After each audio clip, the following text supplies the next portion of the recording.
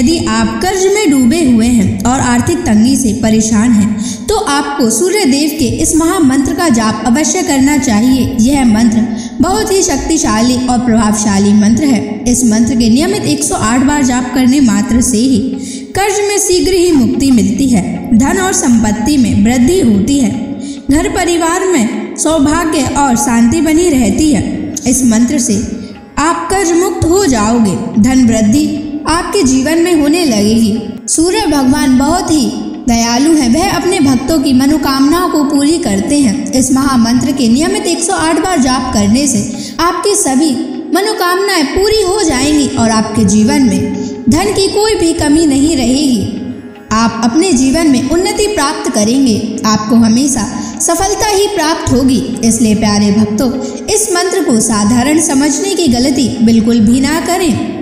यह मंत्र बहुत ही प्रभावशाली मंत्र है। इस मंत्र का प्रभाव तुरंत ही दिखाई देने लगता है। अगर आप सच्ची श्रद्धा के साथ इस मंत्र का नियमित 108 बार जाप करेंगे तो आपका जीवन खुशियों से भर जाएगा और आपके जीवन में कभी भी धन की कमी नहीं आएगी। इसलिए प्यारे भक्तों, इस मंत्र का नियमित 108 बार जाप करें और पूरी श्रद्धा के साथ करें। अगर आप सूर्य देव का आशीर्वाद प्राप्त करना चाहते हैं तो इस वीडियो को लाइक और चैनल को सब्सक्राइब जरूर कर दीजिए और कमेंट बॉक्स में जय सूर्य देव अवश्य लिख दीजिए। तो चलिए भक्तों, मंत्र का जाप करना प्रारंभ करते हैं।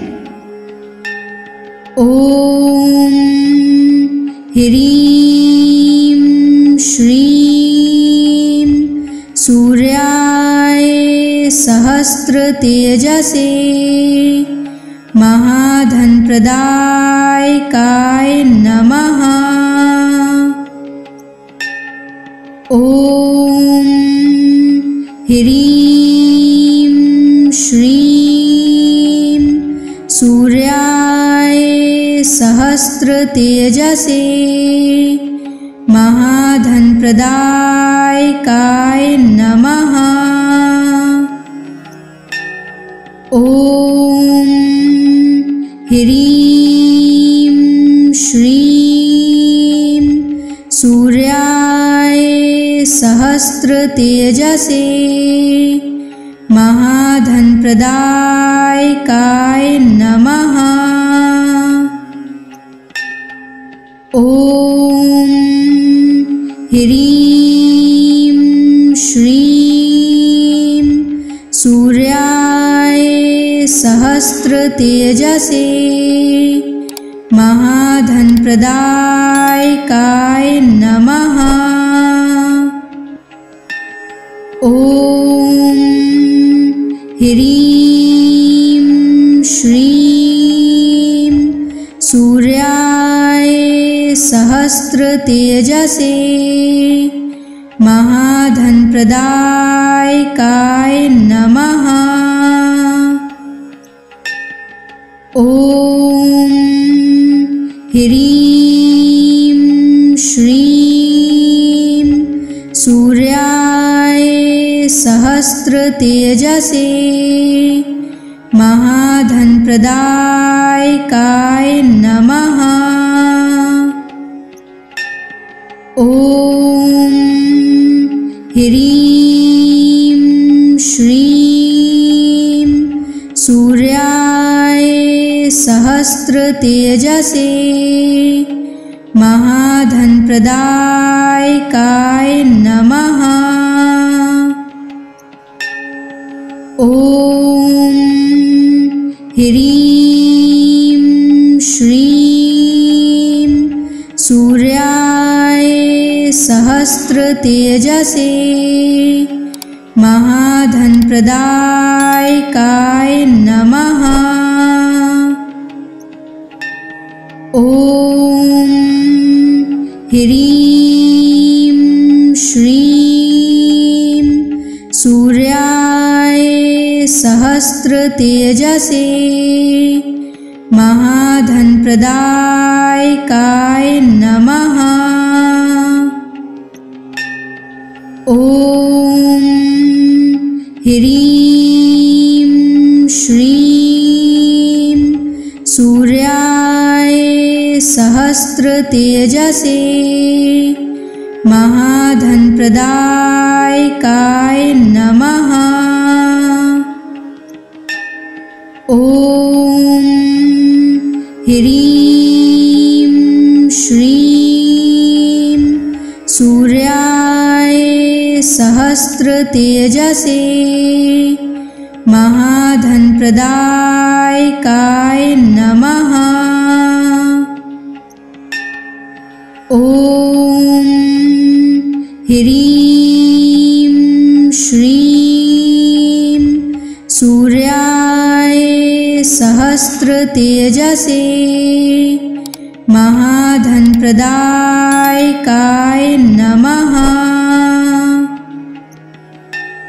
ॐ ह्रीं श्रीं सूर्याय सहस्रतेजसे महाधनप्रदायकाय नमः। ॐ ह्रीं श्रीं सूर्याय सहस्रतेजसे महाधनप्रदायकाय नमः। ॐ ह्रीं श्रीं सूर्याय सहस्रतेजसे महाधनप्रदायकाय नमः। ॐ ह्रीं श्रीं सूर्याय सहस्रतेजसे महाधनप्रदायकाय नमः। ॐ ह्रीं श्रीं सूर्याय सहस्रतेजसे महाधनप्रदायकाय नमः। ॐ ह्रीं श्रीं सूर्याय सहस्रतेजसे महाधनप्रदायकाय नमः। ॐ ह्रीं श्रीं सूर्याय सहस्रतेजसे महाधनप्रदायकाय नमः।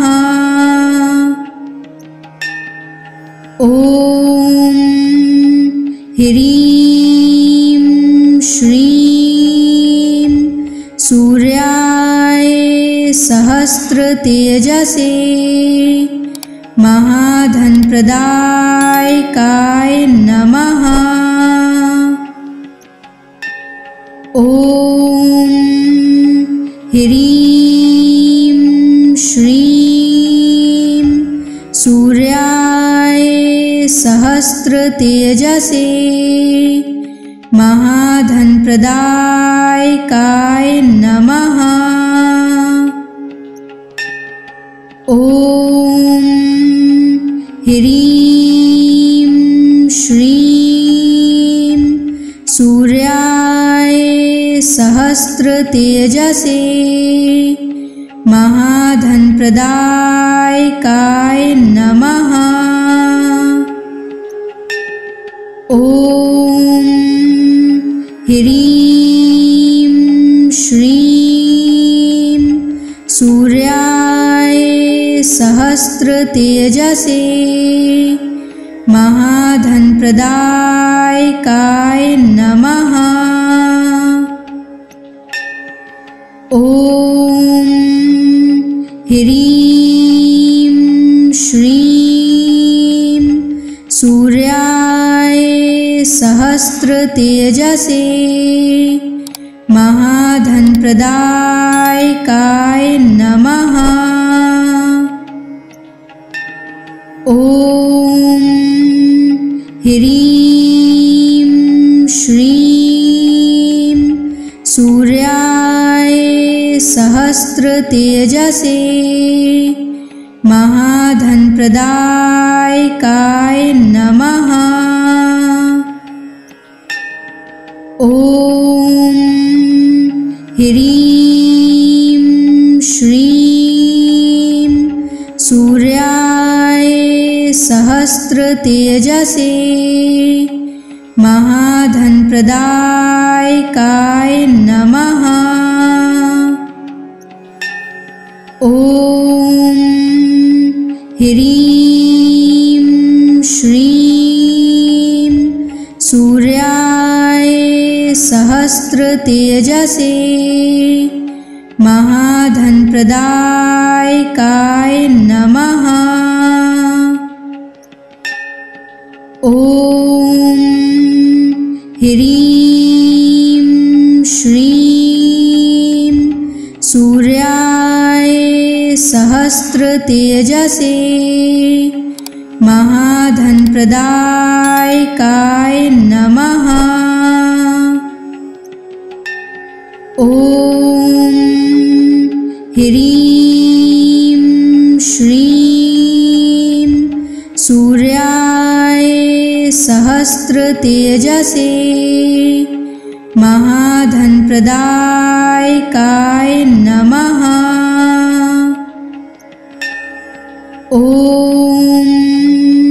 ह्रीं श्रीं सूर्याय सहस्रतेजसे महाधनप्रदायकाय नमः। ॐ ह्रीं श्रीं सूर्याय सहस्रतेजसे महाधनप्रदायकाय नमः। ॐ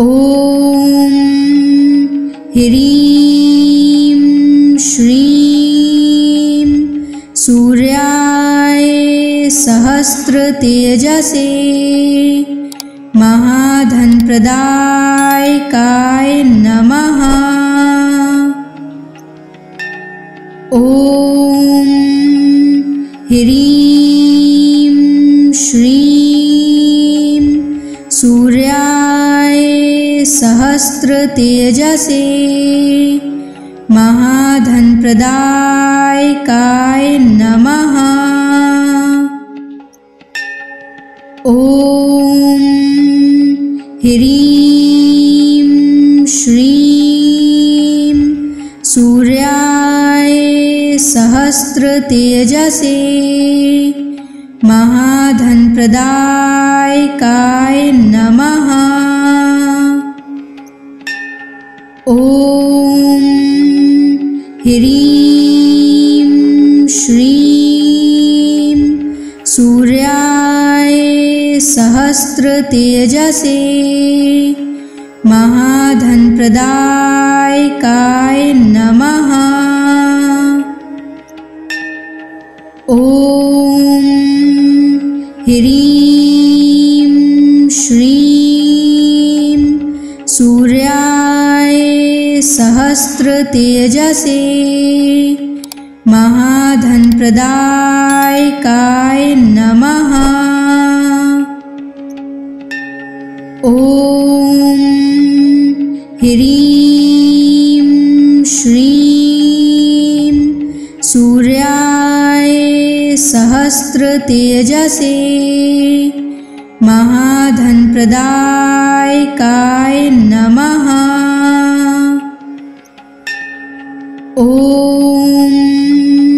ह्रीं श्रीं सूर्याय सहस्रतेजसे महाधनप्रदायकाय नमः। ॐ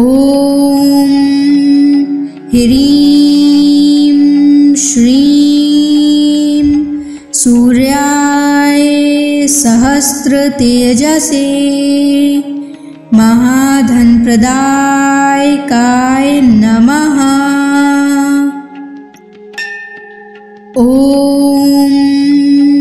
ह्रीं श्रीं सूर्याय सहस्रतेजसे महाधनप्रदायकाय नमः। ॐ ह्रीं श्रीं सूर्याय सहस्रतेजसे महाधनप्रदायकाय नमः। ॐ ह्रीं श्रीं सूर्याय सहस्रतेजसे महाधनप्रदायकाय नमः। ॐ ह्रीं श्रीं सूर्याय सहस्रतेजसे महाधनप्रदायकाय नमः। ॐ ह्रीं श्रीं सूर्याय सहस्रतेजसे महाधनप्रदायकाय नमः। ॐ ह्रीं श्रीं सूर्याय सहस्रतेजसे महाधनप्रदायकाय नमः। ॐ ह्रीं श्रीं सूर्याय सहस्रतेजसे महाधनप्रदायकाय नमः। ॐ ह्रीं श्रीं सूर्याय सहस्रतेजसे महाधनप्रदायकाय नमः। ॐ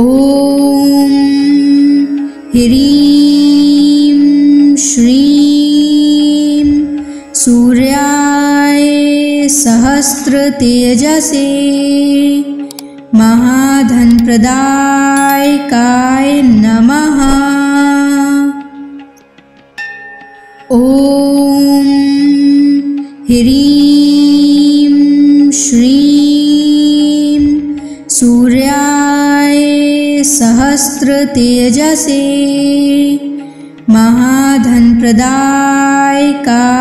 नमः। ॐ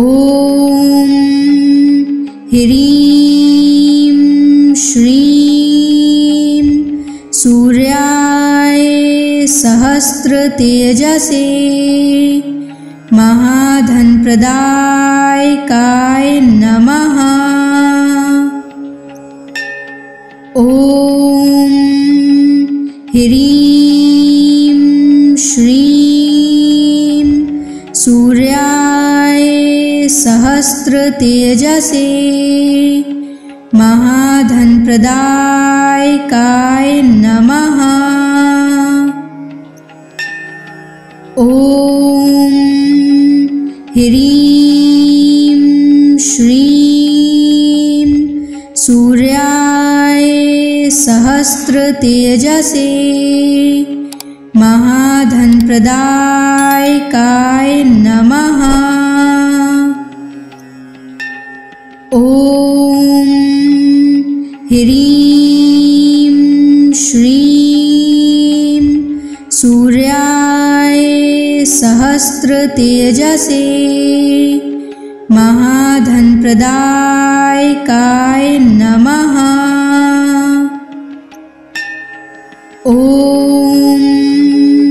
ह्रीं श्रीं सूर्याय सहस्रतेजसे महाधनप्रदायकाय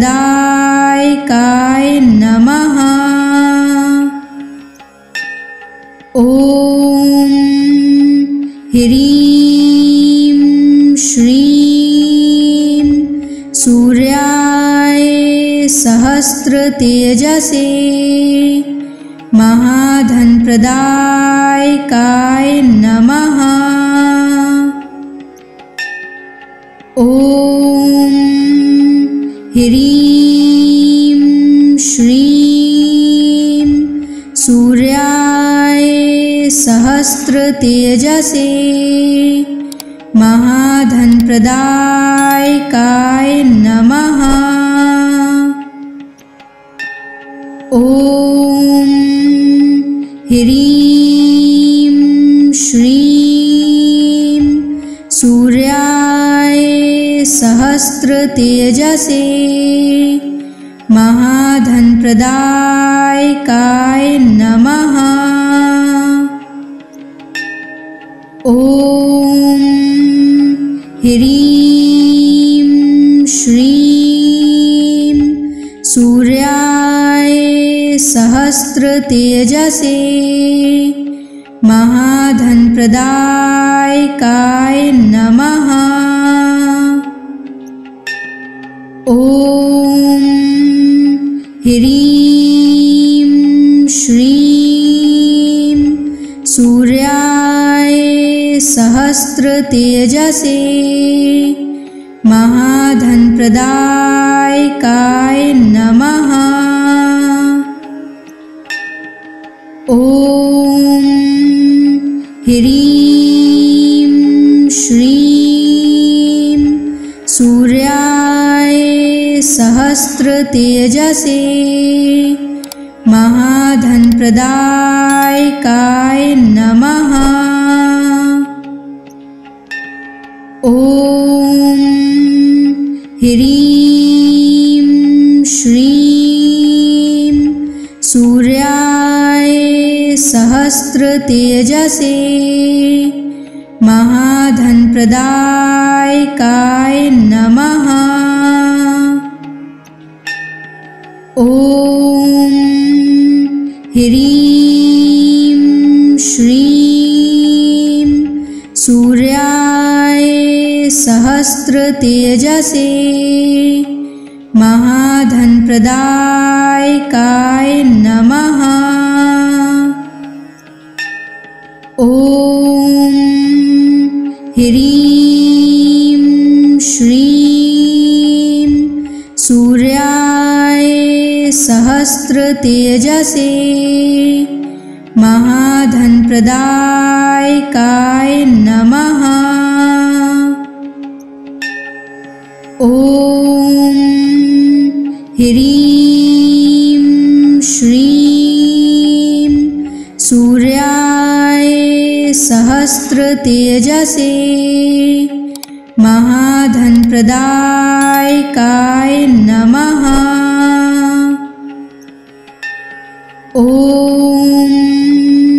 ह्रीं श्रीं सूर्याय सहस्रतेजसे महाधनप्रदायकाय नमः। ॐ ह्रीं श्रीं सूर्याय सहस्रतेजसे महाधनप्रदायकाय नमः। ॐ ह्रीं श्रीं सूर्याय सहस्रतेजसे महाधनप्रदायकाय नमः।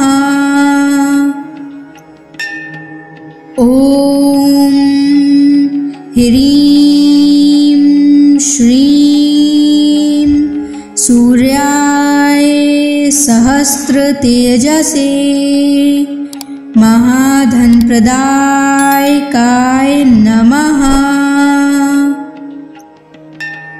ॐ ह्रीं श्रीं सूर्याय सहस्रतेजसे महाधनप्रदायकाय नमः। ॐ ह्रीं श्रीं सूर्याय सहस्रतेजसे महाधनप्रदायकाय नमः। ॐ ह्रीं श्रीं सूर्याय सहस्रतेजसे महाधनप्रदायकाय नमः। ॐ ह्रीं श्रीं सूर्याय सहस्रतेजसे महाधनप्रदायकाय नमः। ॐ ह्रीं श्रीं सूर्याय सहस्रतेजसे महाधनप्रदायकाय नमः। ॐ ह्रीं श्रीं सूर्याय सहस्रतेजसे महाधनप्रदायकाय नमः। ॐ ह्रीं श्रीं सूर्याय सहस्रतेजसे महाधनप्रदायकाय नमः। ॐ ह्रीं श्रीं सूर्याय सहस्रतेजसे महाधनप्रदायकाय नमः। ॐ ह्रीं श्रीं सूर्याय सहस्रतेजसे महाधनप्रदायकाय नमः। ॐ ह्रीं श्रीं सूर्याय सहस्रतेजसे महाधनप्रदायकाय नमः। ॐ ह्रीं श्रीं सूर्याय सहस्रतेजसे महाधनप्रदायकाय नमः। ॐ ह्रीं श्रीं सूर्याय सहस्रतेजसे महाधनप्रदायकाय नमः। ॐ ह्रीं श्रीं सूर्याय सहस्रतेजसे महाधनप्रदायकाय नमः। ॐ ह्रीं श्रीं सूर्याय सहस्रतेजसे महाधनप्रदायकाय नमः।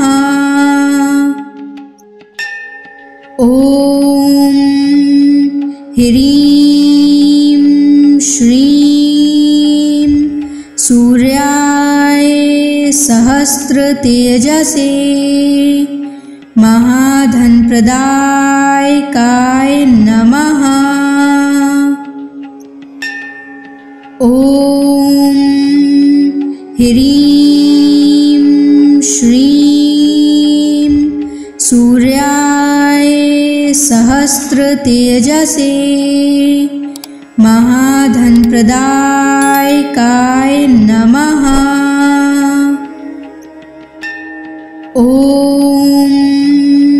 ह्रीं श्रीं सूर्याय सहस्रतेजसे महाधनप्रदायकाय नमः। ॐ ह्रीं श्रीं सूर्याय सहस्रतेजसे महाधनप्रदायकाय नमः। ॐ ह्रीं श्रीं सूर्याय सहस्रतेजसे महाधनप्रदायकाय नमः। ॐ ह्रीं श्रीं सूर्याय सहस्रतेजसे महाधनप्रदायकाय नमः। ॐ ह्रीं श्रीं सूर्याय सहस्रतेजसे महाधनप्रदायकाय नमः। ॐ ह्रीं श्रीं सूर्याय सहस्रतेजसे महाधनप्रदायकाय नमः। ॐ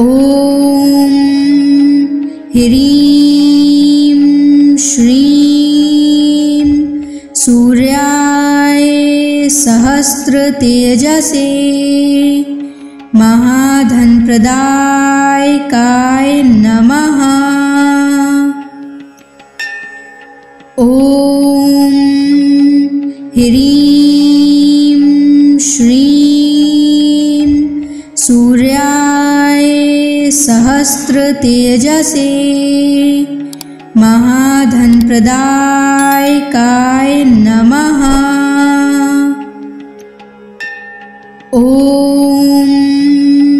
ह्रीं श्रीं सूर्याय सहस्रतेजसे महाधनप्रदायकाय नमः। ॐ ह्रीं श्रीं सूर्याय सहस्रतेजसे महाधनप्रदायकाय नमः। ॐ ह्रीं श्रीं सूर्याय सहस्रतेजसे महाधनप्रदायकाय नमः। ॐ ह्रीं श्रीं सूर्याय सहस्रतेजसे महाधनप्रदायकाय नमः। ॐ ह्रीं श्रीं सूर्याय सहस्रतेजसे सहस्रतेजसे महाधनप्रदायकाय नमः। ॐ ह्रीं श्रीं सूर्याय सहस्रतेजसे महाधनप्रदायकाय नमः। ॐ ह्रीं श्रीं सूर्याय सहस्रतेजसे महाधनप्रदायकाय नमः। ॐ ह्रीं श्रीं सूर्याय सहस्रतेजसे महाधनप्रदायकाय नमः। ॐ ह्रीं श्रीं सूर्याय सहस्रतेजसे महाधनप्रदायकाय नमः। ॐ ह्रीं श्रीं सूर्याय सहस्रतेजसे महाधनप्रदायकाय नमः। ॐ ह्रीं श्रीं सूर्याय सहस्रतेजसे महाधनप्रदायकाय नमः। ॐ ह्रीं श्रीं सूर्याय सहस्रतेजसे महाधनप्रदायकाय नमः। ॐ